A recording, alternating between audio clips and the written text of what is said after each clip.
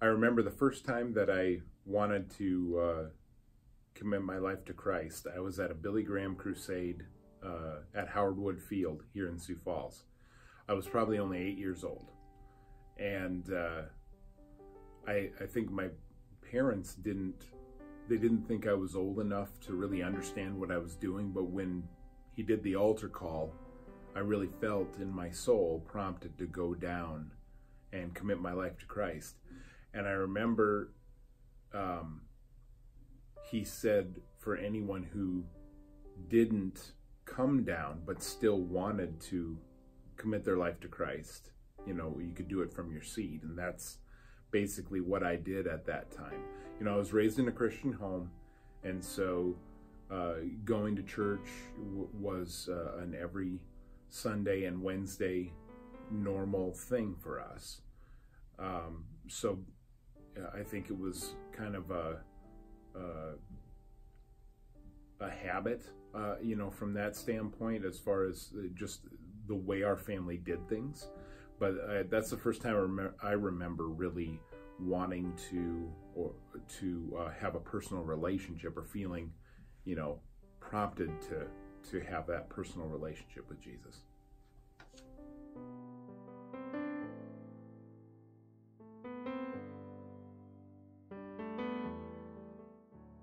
I would say my mother and my grandmother. My grandmother on my dad's side, especially. My grandfather was a difficult man to live with, and for whatever reason, they didn't go to church for years and years. But she was still one of the most faithful people that I have ever met in my life. She prayed diligently every day. I know that the blessings that our family received for a large part were because of her being such a prayer warrior for us. Praying for protection, praying for blessings, praying for wisdom. You know, she just prayed over us every single day. And it was great being able to talk with her as I was growing up about different, you know, things having to do with my life in general, but also, you know, specifically matters of faith. And her just having a great way about her, you know, the way she would just, I mean, you could just tell she loved you and cared about you and wanted to know what you were thinking and feeling and that kind of stuff. You know, it's amazing the impact that someone can have just simply by caring. So, yeah.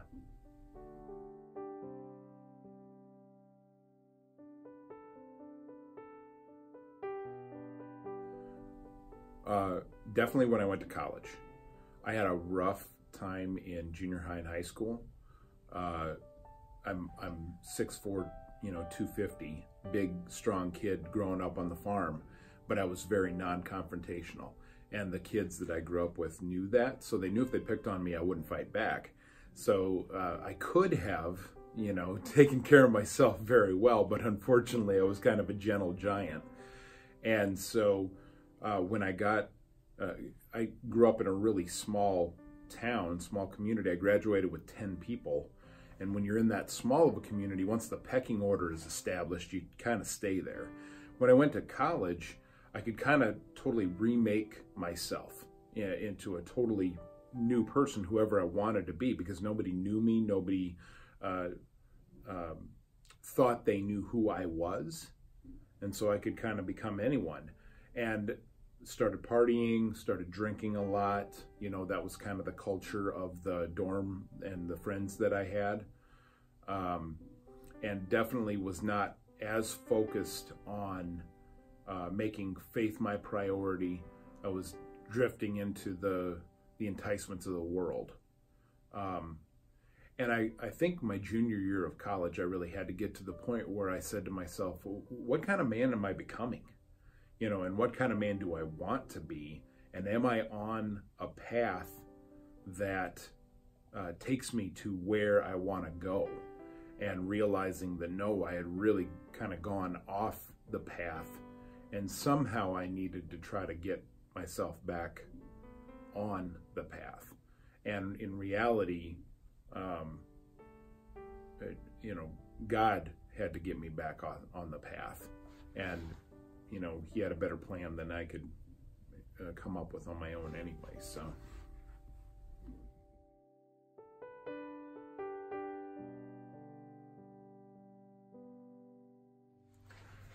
definitely the way that God and Jesus have impacted my life, and the way they have led me through difficult situations, and the peace that they've given me when I have obeyed and set their will above my own. You know, there have been many times where in small things starting out, and then in larger and larger things, where I felt God calling me to do something that I was really uncomfortable with. And then I saw the blessing on the backside of it when I obeyed.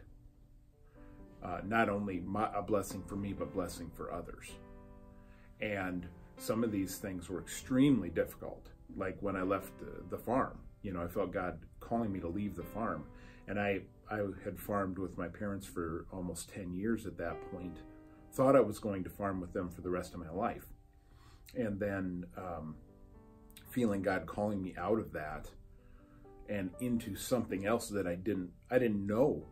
You know, God didn't tell me immediately what he was calling me to. He just let me know that, you know, in 3 years' time, he wanted me to leave the farm. And it took a lot of faith or a lot of trust in his plan to say yes to that. Because I'm a planner by nature. You know, I like the whole, you know, path laid out and mapped out before I take my first step. That's by nature who I am. But I had to say yes to what God was calling me to, just the next step that he was calling me to, and trust that he had a better path laid out than I could come up with on my own. And after the fact, I can look back and see that it was better for me to not know what I was going to be moving into 3 years later than it was for me to know. Because I would have gotten sidetracked. I would have been, you know, I would have been all over the place instead of focusing on what I needed to focus on at that moment. And going through that experience, and then the peace that passeth all understanding, God gave that to me right away when I obeyed and committed to do what he was calling me to do. And that can carry you through anything. It's unbelievable the storm that could be going on around you. When you have that inner peace, you just can walk right through it. It's unbelievable, and it's almost addictive. I mean, when you have that kind of peace and that kind of certainty, you know, you want to continue to have that same closeness and relationship, and you yearn for it and you pursue it, which is, I think that's a great thing we can put our time and efforts into pursuing.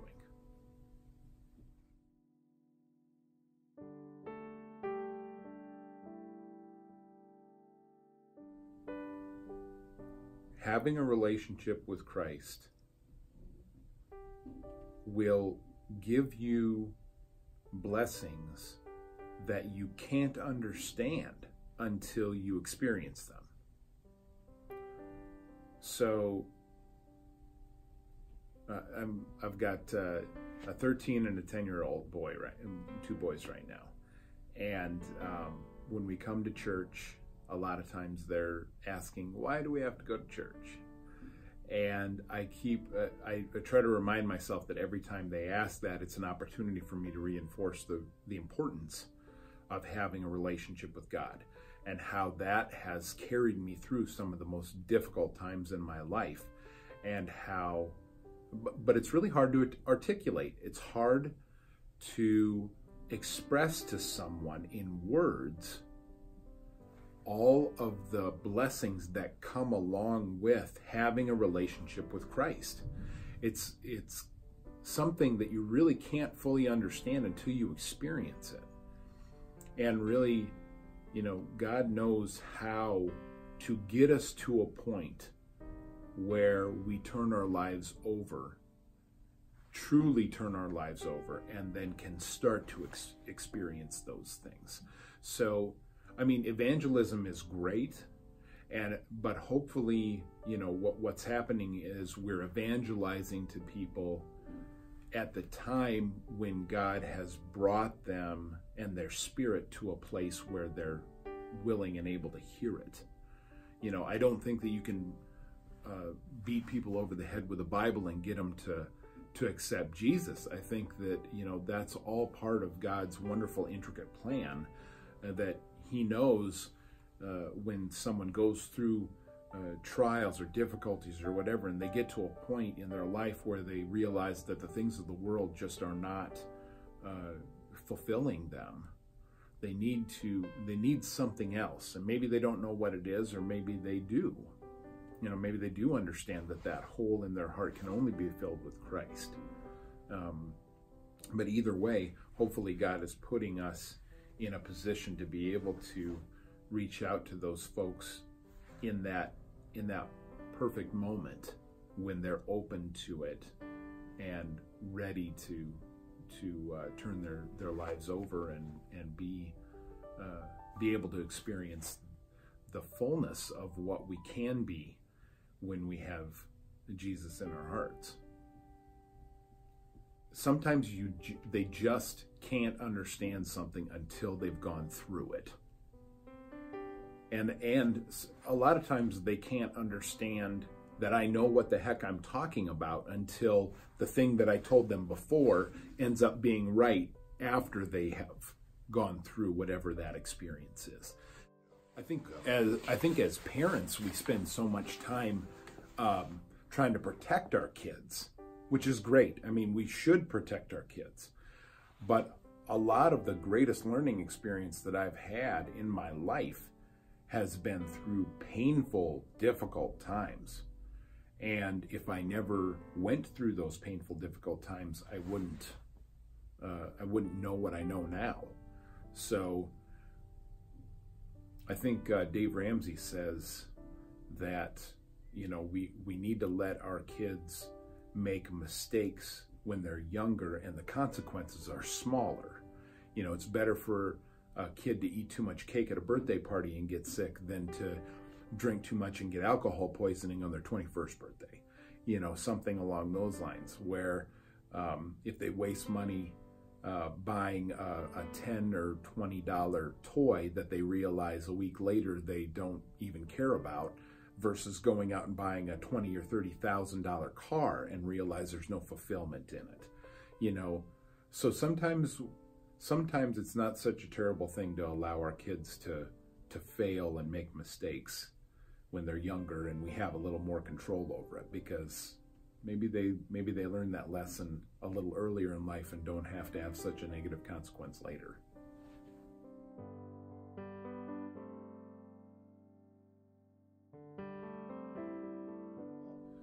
Well, when I was growing up on the farm,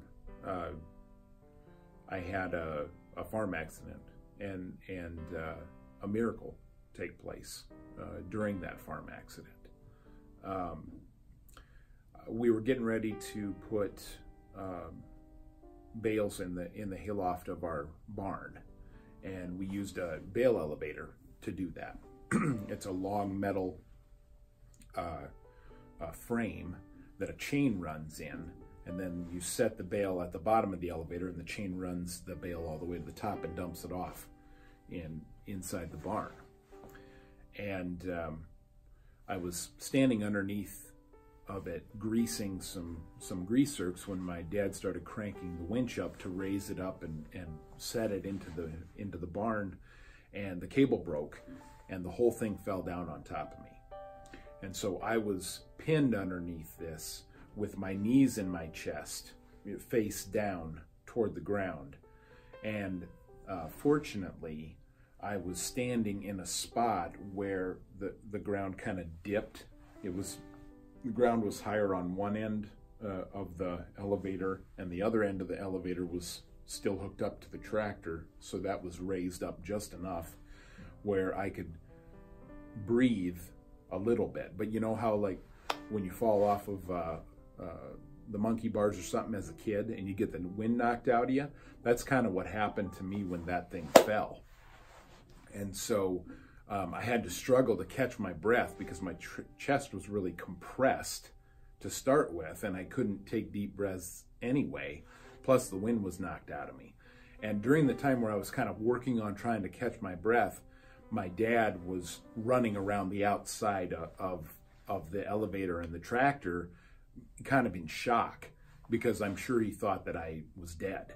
A month or two earlier, another kid in our area had died in a farm accident where a lift box on a dump truck lost its hydraulic pressure and came down on top of him and crushed him. And so after I got my breath back, I started yelling at him, you know, that we needed to try to get me out somehow, or at least to let him know I was alive. And the tractor that was hooked up to the elevator was the only loader tractor that we had on our farm. It was the only thing that could lift this elevator off of me.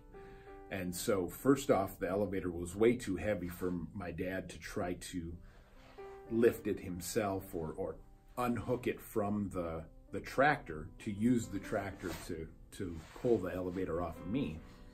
And on top of that, if he had done that, he would have had to sit it down on the ground or somewhere lower where it would have kind of crushed me, you know, even worse. So there really wasn't any way to use that loader to get the elevator off me. And so the only other thing we had on the farm was a little skid loader. And it's funny, not that long ago I looked up the lift capacity for that skid loader. It was only about 500 pounds. It's like a glorified scoop shovel, really, is what it was. And it's small enough to be able to fit through doorways in our barn, you know, or down a sidewalk. So I told him, you know, go get the Bobcat. And he said to me, it'll never lift it. And I said, it doesn't matter. It's the only thing we have. We got to try. So he went and got the Bobcat and came back and started scooping up the elevator and trying to lift it up. And every time he would raise the Bobcat loader up a little bit and raise the elevator up, the back end would tip up. The wheels would start to come off the ground. And I kept telling him he had to raise it higher because I couldn't pull myself out yet. And he kept saying, it's gonna fall. It's gonna fall back on you. He ended up raising it about 5 feet off of the ground when it finally kind of came up off of my back. And I reached out to the frame in front of me and grabbed it and pulled myself out. And at that same moment, the skid loader tipped forward and the elevator fell off of the bucket back down onto the ground.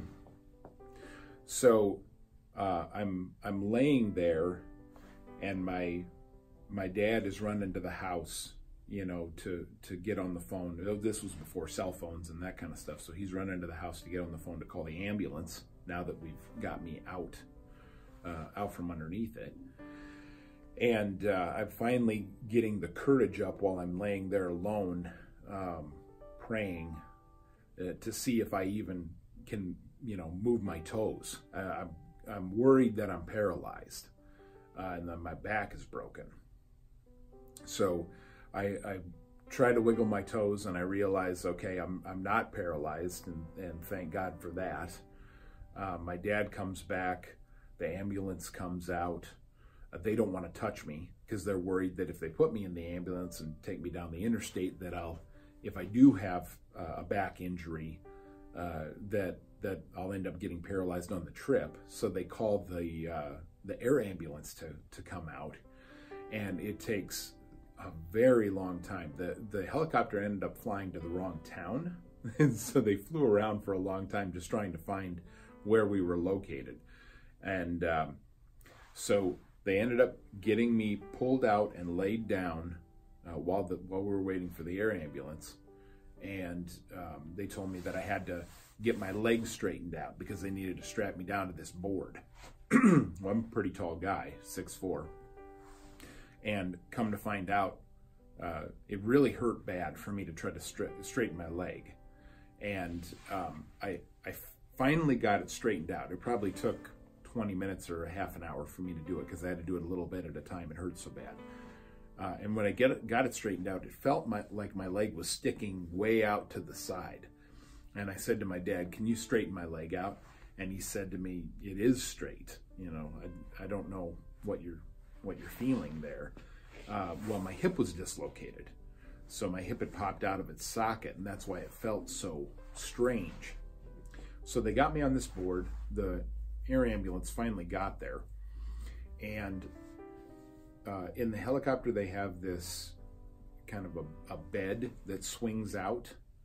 And they set me down on the bed and then tried to swing me back in again. And I was so tall that my legs hit the side of the helicopter when they tried to swing me back in. And so the nurse in the air ambulance said, "Well, you're going to have to bend your leg." And I was like, "Are you kidding me?" I mean, I spent half an hour trying to, you know, get my leg straightened out, and now you want me to bend it. So I did, and I did it just all quick, all at once, and it actually felt a lot better. So I'm glad I could bend it. So then they swing me in, and she says, "Now you're going to have to get your leg straightened out, you know, on our ride to the hospital, because we're going to have you strapped down to this board." And I said, "I'm not straightening my leg back out." And she said, "Well, why not?" Because I said, "Because you know, you're going to have to swing me back out of this thing again. And if my leg is straight, it's going to hit the side of the helicopter again." And she was like, "Oh yeah, that's right. Just leave it bent." So, you know, at times during this whole experience, I felt like I was the only one who was kind of thinking clearly. You know, my dad was in this panic, and then even the folks in the air ambulance weren't necessarily, you know, thinking about all these different things. But so I got to the hospital, found out that my hip was dislocated and my back was broken. My back broke where the muscle attaches to the vertebrae, not where the spinal cord runs down the center. So thank goodness I, you know, wasn't paralyzed, but I did have to, you know, let that heal and then go through physical therapy. They also had to try to pop my hip back into place, and that was a time-sensitive thing, because the longer that your hip is dislocated, the blood flow can get cut off, which then ends up creating a situation where the ball and socket of the hip both deteriorate, or bone spurs grow and that kind of stuff, and then you've got to have a hip replacement. And so they had to put me out. My muscles were so tensed up, they had to actually put me under with anesthetic, and then two men got on my leg and got my hip popped back in again. And fortunately, I mean, I've got arthritis in my hip, which you know, you go through a trauma like that, you kind of have to expect that. But besides that, I really have almost no lingering negative effects from that accident, which I have to praise God for as well. While I'm laying in the hospital recovering from my you know, injuries, my dad and a friend of mine go back on the farm and use the same skid loader and try to lift the elevator in the same spot and can't lift it off the ground. So you know, the fact that it was 5 feet in the air is not because the skid loader was able to lift it that high. I believe that God's hand or angels or something intervened and lifted that elevator off of me. You know, you hear about accidents where a mother, you know, lifts a car off of her child or something along those lines, and people say, well, you know, that you get so much adrenaline flowing that you have super strength. Well, you know, adrenaline, a skid loader doesn't have any adrenaline. So there's really no scientific excuse that can be used. That simply was a miracle. And God obviously saved me in that situation for a purpose, because he has a purpose in everything. And so, you know, It's hard to turn away from God, even though I did during college. I kind of forgot about the way that he had miraculously worked in my life for that time. But he always brings you back. You know, he always reminds you of the way that he's worked and how much he loves you and cares for you and that kind of thing, and brings you back on track. And it's amazing to me how patient God is with me. How I can fail over and over again, and he just gently pulls me back on track instead of, you know, giving me the punishment that I deserve.